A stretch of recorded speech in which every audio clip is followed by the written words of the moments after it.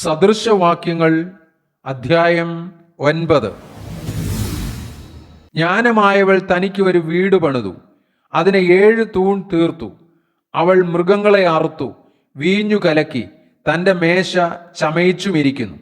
അവൾ തൻ്റെ ദാസികളെ അയച്ച് പട്ടണത്തിലെ മേടകളിൽ നിന്ന് വിളിച്ചു പറയിക്കുന്നത്, അല്പബുദ്ധിയായവൻ ഇങ്ങോട്ട് വരട്ടെ. ബുദ്ധിഹീനനോടോ അവൾ പറയിക്കുന്നത്, വരുവിൻ, എൻ്റെ അപ്പം തിന്നുകയും ഞാൻ കലക്കിയ വീഞ്ഞു കുടിക്കുകയും ചെയ്യുവിൻ. ബുദ്ധിഹീനരെ, ബുദ്ധിഹീനത വിട്ട് ജീവിപ്പിൻ. വിവേകത്തിൻ്റെ മാർഗത്തിൽ നടന്നുകൊള്ളുവിൻ. പരിഹാസിയെ ശാസിക്കുന്നവൻ ലജ്ജ സമ്പാദിക്കുന്നു, ദുഷ്ടനെ ഭർഷിക്കുന്നവന് കറ പറ്റുന്നു. പരിഹാസി നിന്നെ പകയ്ക്കാതിരിക്കേണ്ടതിന് അവനെ ശാസിക്കരുത്. ജ്ഞാനിയെ ശാസിക്ക, അവൻ നിന്നെ സ്നേഹിക്കും. ജ്ഞാനിയെ പ്രബോധിപ്പിക്ക, അവൻ്റെ ജ്ഞാനം വർദ്ധിക്കും.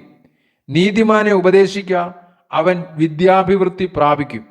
യഹോവ ഭക്തി ജ്ഞാനത്തിൻ്റെ ആരംഭവും പരിശുദ്ധനെക്കുറിച്ചുള്ള പരിജ്ഞാനം വിവേകവും ആകുന്നു.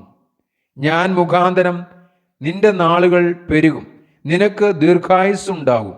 നീ ജ്ഞാനിയാകുന്നുവെങ്കിൽ നിനക്ക് വേണ്ടി തന്നെ ജ്ഞാനിയായിരിക്കും. പരിഹസിക്കുന്നുവെങ്കിലോ നീ തന്നെ സഹിക്കേണ്ടി വരും. ഭോഷത്വമായവൾ മോഹപരവശയായിരിക്കുന്നു, അവൾ ബുദ്ധിഹീന തന്നെ, ഒന്നും അറിയുന്നതുമില്ല.